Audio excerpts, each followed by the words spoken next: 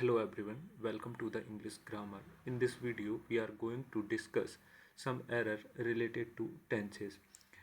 It is basically the error of combination of tenses, जहाँ पर आपको सीखने को मिलेगा कि कॉम्बिनेशन में टेंसेस को कैसे यूज़ करते हैं और छोटी छोटी गलतियाँ आपसे किस प्रकार हो सकती हैं।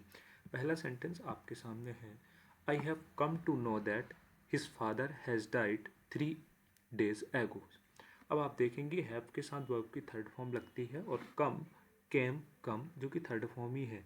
आगे आप बढ़ेंगे to know that his father has died 3 days ago। अब आप देख रहे हैं यहाँ पर ये आपके सामने प्रेजेंट का परफेक्ट टेंस है और आपको पता है प्रेजेंट परफेक्ट टेंस में हैज़ हैव लगता है, लेकिन इसके साथ कभी भी टाइम का यूज़ नहीं होता है। हैज़ डाइड 3 days अगर एगो लिखा हुआ है तो कभी भी आप प्रेजेंट परफेक्ट टेंस के साथ टाइम का यूज़ नहीं कर सकते हैं। तो इसी चीज़ को आप किसके साथ यूज़ करेंगे, तो आपने कहा जब टाइम लग जाता है इसमें तब ये प्रेजेंट परफेक्ट ना होकर पास्ट का इंडेफिनिट बनाना होता है। दैट मीन्स यहाँ पर हमको हैज़ को हटाना पड़ेगा। I have come to know that his father died 3 days ago, ये आपका करेक्ट हुआ। अगला आपके सामने when you will find out a solution of this problem you will be awarded a prize. बड़ा ही सिंपल सा है अगर आप इसके स्ट्रक्चर को समझते हैं तो, अदरवाइज आप एग्जाम में गलतियां करेंगे। देखिए यहाँ पर लिखा हुआ है व्हेन यू विल फाइंड, जब आपको इस समस्या का समाधान मिल जाए you will be awarded a prize, आपको एक प्राइज़ अवार्ड किया जाएगा या मिलेगा। तो आप देखिए यहाँ पर एक स्ट्रक्चर देखने को मिलता है, यहाँ पर भी फ्यूचर टेंस है और यहाँ पर भी कौन सा टेंस है, future tense.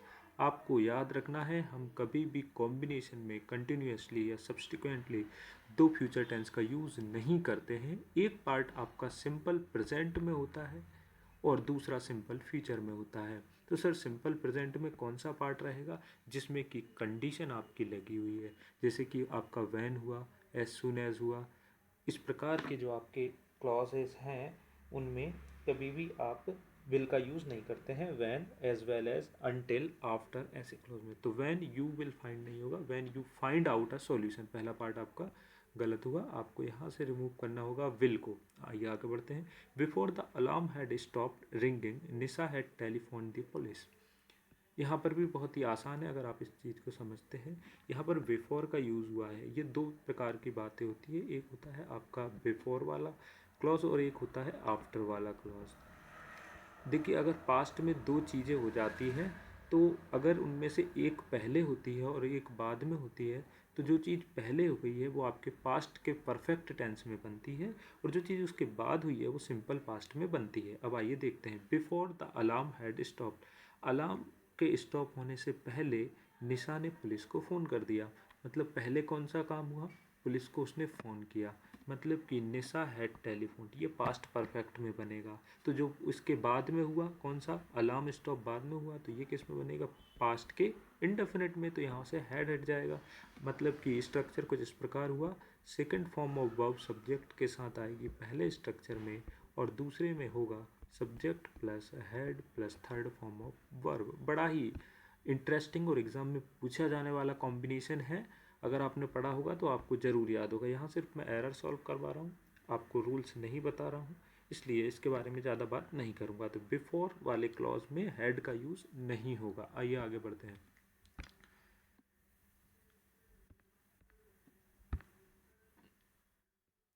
Fourth question, this is the first time that I see such an interesting movie. This is the first time, ये फर्स्ट टाइम है। आप क्या कर रहे हैं, आपने इतनी इंटरेस्टिंग मूवी देखी है, मतलब आप एक्शन को कंप्लीट कर चुके हैं। आई सी नहीं होगा, आई हैव सीन होगा। This is the first time I have seen.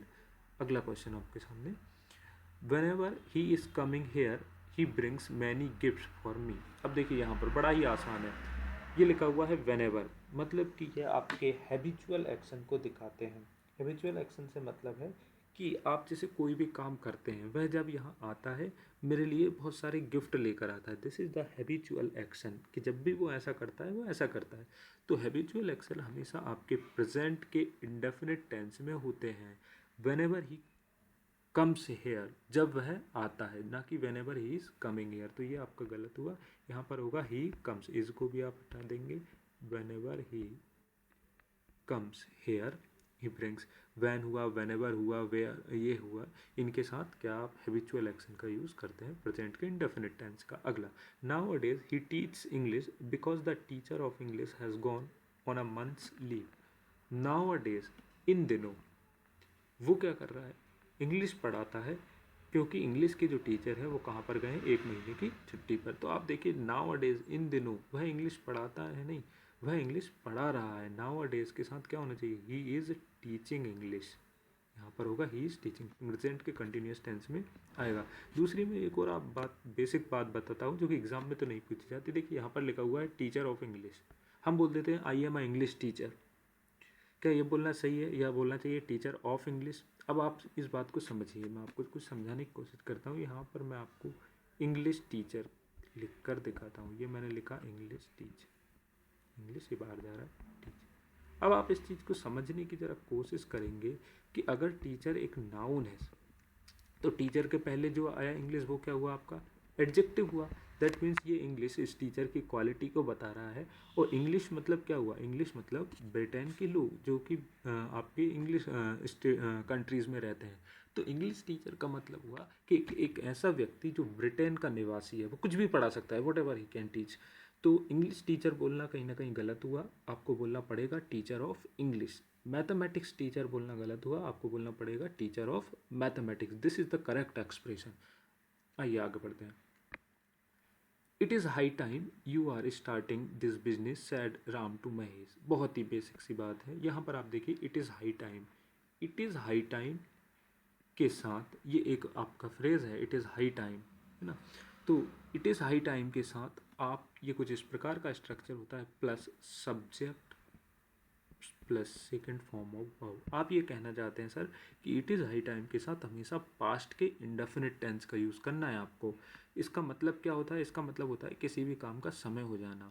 तो इसका मतलब कि इट इज़ हाई टाइम, आपका समय हो गया है, आपको ये बिजनेस अब स्टार्ट कर देना चाहिए। मीनिंग प्रेजेंट में ही निकलेगा कि आपके, जैसे मैंने बोला कि मेरे सोने का टाइम हो गया, तो it is high time I went to bed, ऐसे बोलना। मेरा खाने खाने का टाइम हो गया, it is high time I ate food, ये मेरे खाने खाने का समय। आप पास्ट के इंडेफिनिट में मतलब मत निकालिए इसका, सीधा सीधा क्या होगा, मेरा खाने खाने का समय हो गया है, it is high time I ate food, मतलब ये वही टाइम है जब मैं खाना खाता हूँ। तो this is the correct expression, subject plus second form of verb. अगला, I will let you know as soon as I will get any news in this regard. अब आप देख पा रहे होंगे, I will let you know as soon as, यहाँ पर भी विल गेट लिखा हुआ है और यहाँ पर भी लगा हुआ है विल। मैंने आपसे बोला था दो सक्सेसिव क्लॉज में एक के बाद एक आने वाले क्लॉज में विल का यूज़ नहीं होता है। एक प्रेजेंट टेंस में होता है और दूसरा आपका फ्यूचर के इंडेफिनिट में होता है। तो सर फ्यूचर के इंडेफिनिट में कौन सा होगा, प्रेजेंट इंडेफिनिट में कौन सा होगा, मैंने आपसे बताया था जिसमें कंडीशन लगी है। तो I will let you know as soon as, अभी एज सून एज लिखा है, आगे वाले क्लॉज के लिए ये काम करते हैं, तो यहाँ पर से विल का आपको हटाना पड़ेगा। तो I will let you know as soon as I get any news in this regard. बहुत ज़्यादा एग्जाम में पूछे जाने वाली चीज़ है। कभी भी कॉन्सिक्वेंट क्लॉजेस में विल का यूज़, मतलब कि फ्यूचर के इंडेफिनिट टेंस का यूज़ आपको नहीं करना है। एक प्रेजेंट इंडेफिनिट में रहेगा, दूसरा फ्यूचर इंडेफिनिट में रहेगा। प्रेजेंट इंडेफिनिट में कौन सा रहेगा, आपने कहा जिसमें कंडीशन नहीं लगी है, आई एम सॉरी, जिसमें कंडीशन लगी है वो प्रेजेंट इंडेफिनिट में। जैसे एज सून हुआ, वैन हुआ, वेनेवर हुआ, अनटिल हुआ, ऐसे क्लॉज। अगला आपके सामने है, when I will cross 50 my wife will cross 45। इसका आंसर आप आसानी से दे देंगे। व्हेन आई विल क्रॉस 50, जब मैं 50 का हो जाऊंगा, मेरी वाइफ कितने की हो जाएगी, 45 की। बड़ाई आसान है। आपने कहा सर यहाँ पर भी विल है, यहाँ पर भी विल है, तो किस में से विल हटाऊँ, इसमें से, क्योंकि इसमें क्या है, कंडीशन लगी है। तो व्हेन आई क्रॉस 50, जब मैं 50 क्रॉस करूँगा, मीनिंग जो है आपका हिंदी में कन्वर्ट करने में फ्यूचर में ही निकलेगा। व्हेन आई विल क्रॉस 50, मैं जब 50 क्रॉस करूंगा, मेरी वाइफ 45 क्रॉस कर चुकी होगी। The secret of his good health lies in the fact that he is getting up early and goes to the bed early. अब ये कुछ भी नहीं है, स्ट्रक्चर ऑफ टेंस है। आप नेचर देखिए सेंटेंस का, the secret of his good life lies, lies मतलब क्या, प्रेजेंट का indefinite tense. Fact that he is getting up early and goes to the bed early, ये गोज क्या है, ये भी प्रेजेंट का क्या है, इंडेफिनिट टेंस है। मतलब कि ये उसकी हैबिट के बारे में दिखा रहा है, उसकी जो गुड हेल्थ का जो सीक्रेट है, रहस्य है, वो किस में छुपा हुआ है, कि वह जल्दी उठता है और जल्दी सोता है। ये तो हैबिट है सर। तो he is getting up early नहीं होगा, he gets up early, he gets up early. TING को हटाइए और उसमें S लगाइए। ही गेट्स, इज भी हटेगा, he gets early and goes to the bed early. ये थी बड़ी बेसिक सी बात हमारी टेंसेस के बारे में। इसी प्रकार हम एरर को सॉल्व करेंगे और मैं टेंस की आपके सामने एरर लेकर आऊँगा। Thank you so much. This is very important for any competitive exam.